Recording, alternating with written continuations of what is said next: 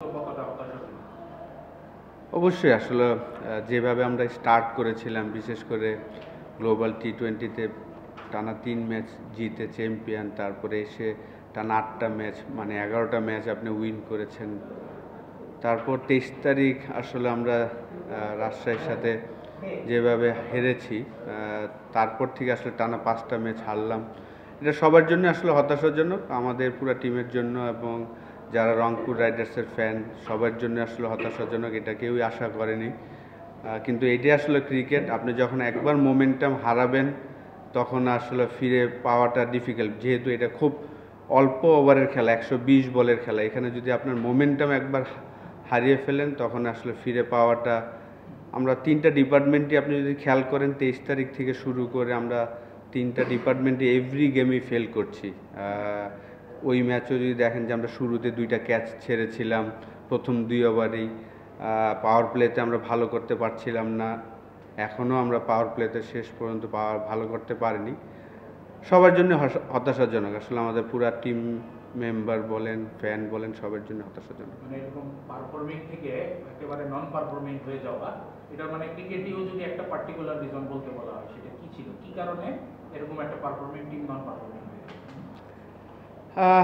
আমার মনে হয় যে আসলে খুশ দিলশা চলে যাওয়াটা আমাদের জন্য একটা বড় সেটব্যাক হয়েছে আমি মনে করি। আপনি যদি দেখেন যে গায়ানা থেকে শুরু করে যেই ম্যাচটা আমরা উইন করেছিলাম, মাস্ট উইন গেম ছিল, সেই ম্যাচটাতে উইকেটটা খুবই ডিফিকাল্ট উইকেট ছিল। সেই জায়গায় সে 50 করেছিলেন 30 বলে, 5টা 6 মেরেছিলেন, 117 বা 13 রান করেছিলাম ওই ম্যাচ থেকে। আসলে খুশদিলশাদ যাওয়ার পরে আমাদের যেই মোমেন্টামটা আসলে কোনো প্লেয়ার ওই জায়গাটা নিতে পারেনি। আমাদের লোকাল প্লেয়াররা যেভাবে আশা করেছিলাম শুরুতে যেভাবে খেলেছিলেন, শেষের 5টা ম্যাচে আমাদের কোনো লোকাল প্লেয়ার ওইভাবে ভালো খেলতে পারেনি। আসলে ভাই একটা জিনিস হলো টি-টোয়েন্টিতে সবাই দেখা যায় যে এরকম বিগ ম্যাচে আপনার চেঞ্জ করার একটা প্রবণতা থাকে। তো আজকে টসে জিতে আপনারা ব্যাটিং দিচ্ছেন, আপনাদের যারা ওভারসিজ আজকে আর রিক্রুট ছিল তারা দেখা গেছে চেঞ্জে অনেক ভালো, রাসেল বলেন বা কিং ডেভিড ডিসিশনটা কি ব্যাকফায়ার করছে কিনা আপনার মনে করেন? না দেখেন, আমরা বিলিভ করি যে আমাদের যে টিম, আমাদের যে বোলিং অ্যাটাক, আমরা যদি একটা ভালো স্কোর দিতে পারি, এনিথিং 120 140 এরকম, এইটা কখন করবেন যে 120 140 যখন আপনার ডজি উইকেট হবে, উইকেট যদি ভালো না হয়। আজকে উইকেট কিন্তু ভালো ছিল, কিন্তু আমরা আমাদের ব্যাটসম্যানরা বিশেষ করে শুরুতেই রান আউটটা সৌম্য সরকারের, তারপরে ভিন্সও জাস্ট ফ্লাই করে এসেছেন, খেলেছেন, উইকেটটা হয়তো বুঝতে পারেনি। আমার মনে হয় না যে ডিসিশন যেটা আমরা নিয়েছি রং ছিল, কারণ আমরা যদি একটু ভালো ব্যাটিং করতে পারতাম, এনিথিং 140 এরকম, আমাদের যে বোলিং অ্যাটাক, আমাদের ওই বিলিফটা আছে যে সবার মধ্যে যে আমরা হয়তো এই রান ডিফেন্ড করতে পারবো। ব্যাটিংটা আমাদের ফেল করেছে। আসলে ভাই কিং ডেভিড আজকে আসলো, রাসেলও আজকে জয়েন করেছেন, তো ওদের জন্য আসলে অ্যাক্লিমেটাইজেশনটা কতটা ডিফিকাল্ট ছিল না একদিনে এসে আর কি একটা, বা আপনাদের জন্য কি আসলে এটা কারেক্ট ইয়ে ছিল নাকি? না, আমাদের দেখেন রংপুর রাইডার্স ম্যানেজমেন্ট চেষ্টা করেছেন যে বিগ নেম এবং কোয়ালিটি প্লেয়ার যেন নিয়ে আসতে পারে, সেই চেষ্টাই তারা করেছেন। তো আমার মনে হয় না, কারণ যেহেতু আমিও এই খেলাটা খেলেছি, আমরা মনে হয় যে তারা যেহেতু বিজনেস ক্লাসে এসেছে, ওই সমস্যাটা হওয়ার কথা না। যে আপনার হয়তো ডিফারেন্ট ওয়েদারও না, কারণ দুবাই আর এখানে তারা যেহেতু দুবাইতেই ছিল, হয়তোবা তারা রাত্রে খেলে এসেছেন, এটা একটা হইতে পারে। কিন্তু যেহেতু প্রফেশনাল প্লেয়ার, ওই জায়গা থেকে আমার মনে হয় না যে অতটা সমস্যা ছিল। আমরা শুরুটা ভালো করতে পারি না, আমরা শুরুতেই প্রথম ওভারই সেকেন্ড বলে রান আউট হয়ে যাওয়ার পরে যেভাবে আমরা স্টার্টটা প্রয়োজন ছিল, ওই স্টার্টটা আমরা পাইনি। তিনজন প্লেয়ার আপনারা, আপনি যেটা বললেন যে প্রফেশনাল ওয়ার্ল্ডে এখন এটা আসলে চলে, ম্যাচের ক্রিকেটে এভাবে হয় অনেক প্লেয়ার। তারপর খুলনার সাইড থেকে যদি দেখেন, তারা কিন্তু লোকাল প্লেয়ার দিয়ে ম্যাচটা জিতেছে, তাদের বোলিংটাও লোকাল প্লেয়ার ভালো করছে, ব্যাটিংও যেটুকু করছে 9-এর পারফরমেন্সটা বেশি চোখে পড়ছে। এটা কি একটা লেসন কিনা সব ফ্র্যাঞ্চাইজির জন্য, ফিউচারের জন্য, যে লোকাল প্লেয়ারদের যদি এফেক্টিভ প্লেয়ার থাকে লোকাল, তাহলে মানে অনেক সময় বিদেশি ছাড়াও আসলে করা যায় ভালো। এটা তো অবশ্যই, আপনি যদি দেখেন যে আমরা রাজশাহীর সাথে সেকেন্ড ম্যাচ যে হেরেছি, তাদের কোনো ফরেন প্লেয়ারই ছিল না, সব লোকাল 11 জন নিয়ে খেলেছেন। তো কোয়ালিটি লোকাল প্লেয়ার, এর আগের দিন আমি বলেছিলাম যে আমাদের দেশের সব লোকাল প্লেয়ার সবাই 19-20। তো ডেফিনেটলি খুলনার লোকাল প্লেয়ারটা, আপনি যদি 7টা টিম আমরা খেয়াল করে থাকি, তাদের যেই 7জন লোকাল প্লেয়ার সবগুলাই খুব কোয়ালিটি প্লেয়ার, খুবই ভালো প্লেয়ার। প্রত্যেকটা ডিপার্টমেন্ট, যারা যেই ডিপার্টমেন্টটাতে আছেন সবাই খুব ভালো। এবং টুর্নামেন্ট জিততে হলে অবশ্যই আপনাকে লোকাল প্লেয়ার সাপোর্টটা খুব প্রয়োজন। তো আমরা যেই জিনিসটা লাস্ট 5টা ম্যাচে পাইনি। ওই আশরাফুল, আপনি ওই দিনও বলছিলেন যে আমাদের ফরেন প্লেয়ারগুলো যদি ভালো হয় তাহলে হয়তো বা আপনার এই খারাপ সময়টা কেটে যাবে। তো আপনি তো মানে বেস্ট পসিবল ফরেন প্লেয়ার আনলেন, এটা নিয়ে অনেক কথা হচ্ছে যে তারা পরে এসে খেলতে পারে। বাট আপনার কি মনে হয় যে শুধুই কি মানে ফরেন প্লেয়াররা এসে কিছু করতে পারে না?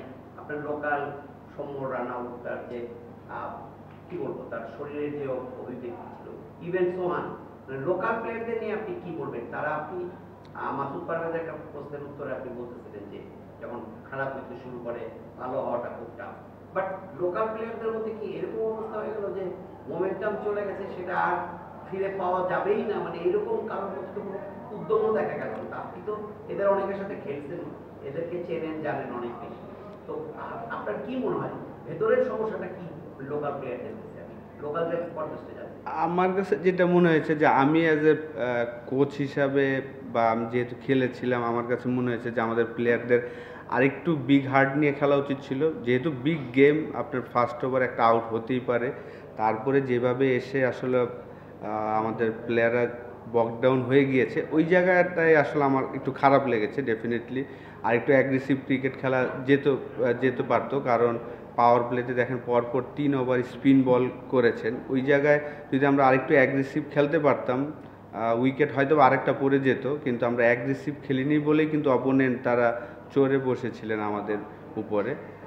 যেটা মনে হয়েছে লাস্ট 5টা ম্যাচই আমাদের লোকাল যারা, ওদের হয়তো বা আরও বিগ হার্ট করতে হবে যদি ইন্টারন্যাশনাল ক্রিকেট বা এই ধরনের ফ্র্যাঞ্চাইজি টুর্নামেন্ট আপনাকে জিততে হয়। দেখেন আমরা যে জিএসএলে জেতার পিছনের কারণটা কিন্তু খুশ দিলের ওই অ্যাগ্রেসিভ ব্যাটিংটা। ওই জায়গায় যদি আমরা 113 রান করেছিলাম, তার মধ্যে সে 50 করেছিল 30 বলে। তো এরকম একজন প্লেয়ারকে হওয়া উচিত ছিল, আর আশা করেছিলাম আমরা যে কোনো একটা প্লেয়ার, হয় শেখ মেহেদি বা সাইফ হাসান, তারা হয়তো বা এরকম একটা অ্যাগ্রেসিভ একটা ইনিংস খেলবে যে 10 বলে 20 রান, 20 বলে 40 রান। ওই জিনিসটাই মিসিং ছিল। আসলে যেহেতু আপনার 3জন খুব বড় তারকা নিয়ে আসছে, তারপরও দল ইফতেখার ছিল, অনেকগুলো রান করেছে আপনাদের হয়ে। এতদিন ধরে ম্যাচ খেলে আসছে এই ধরনের কন্ডিশনে এবং উইকেটে, এরকম একটা ম্যাচে তাকে অফ দেওয়াটা কি একটা আপনাদের জন্য ব্যাকফায়ার করলো কিনা? দেখেন রেজাল্ট যেহেতু নেগেটিভ আসছে, তো এখন তো এটা প্রশ্ন উঠতেই পারে যে আসলে এটা কি ঠিক হয়েছে কিনা। কিন্তু যখন আসলে আপনার এত বড় নাম নিয়ে আসবেন, যেহেতু আমাদের একটা টপ অর্ডারের ব্যাটসম্যান প্রয়োজন ছিল, সেই কারণে ভিন্স তো অটোমেটিক চয়েস ছিল। আমাদের একটা ফরেন প্লেয়ার আমরা চাচ্ছিলাম যে ওপেনিং ব্যাটিং করুক। টিম ডেভিডও আমরা জানি যে সে মিডল অর্ডার, লেট অর্ডারে পারদর্শী, এবং এন্ড্রু রাসেল একটা বিগ নেম। আমরা সবাই জানি যে বিপিএলে যতগুলা নকআউট গেম খেলেছেন, সেই এক্সপিরিয়েন্স থেকে হয়তো আমরা তার কথা চিন্তা করেছি। এবং আকিব জাভেদ অটোমেটিক চয়েস। এইবারের বিপিএলে আমি বলবো যে একটা আবিষ্কারই বলতে পারেন, যে পাকিস্তানের হয়ে হয়তো বা রিসেন্টলি সে সুযোগও পাবেন আশা করছি। তো অবশ্যই ইফতেখার না খেলাটা আমাদের জন্য একটা তো দুঃখজনক, কিন্তু কিছু করার ছিল না, যেহেতু 4টা ফরেনারই খেলবে।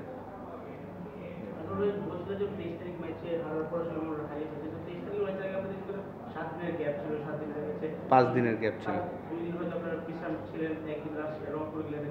জি,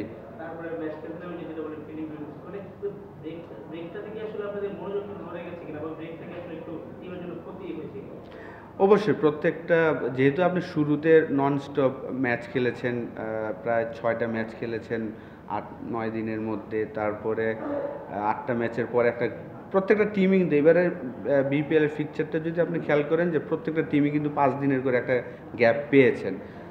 কেউ হয়তো শুরুতে পেয়েছেন, আমরা 8টা ম্যাচ পরে পেয়েছি। ওই জায়গা থেকে আসলে আমাদের এইভাবে আসলে খেলবো এটা আশা করিনি আমরা সবাই ভেবেছিলাম যে হয়তোবা হয়তো 4টা ম্যাচে একটা দুইটা তো উইন আসবে, আমাদের প্লেয়াররা ওইটা করতে পারেনি। আশাফুল, মানে শুধু মানে আপনার দলই যে ওই পলিসিটা অবলম্বন করছে তারা না, সবাই। কোয়ালিফায়ারে যাওয়া অন্যান্য দলও একই পলিসি অবলম্বন করতেছে, যে বড় বড় নাম আনার চেষ্টা করতেছে।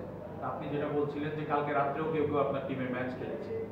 আধুনিক স্পোর্টসে যেটা হয় যে প্রত্যেকটা খেলার পরই একটা রিকভারি টাইম আছে, ঠিক আছে, যে রিকভার করতে হয়, পরের ম্যাচের জন্য গিয়ার আপ হইতে হয়। আপনার এই যে দলে আজকে নতুন যাদের আনলেন তাদের অনেকের ক্ষেত্রেই সেই জিনিসটা হয় নাই, রাতে ম্যাচ খেলে ফ্লাইটে উঠেছেন, এসেছেন, খেলেছেন।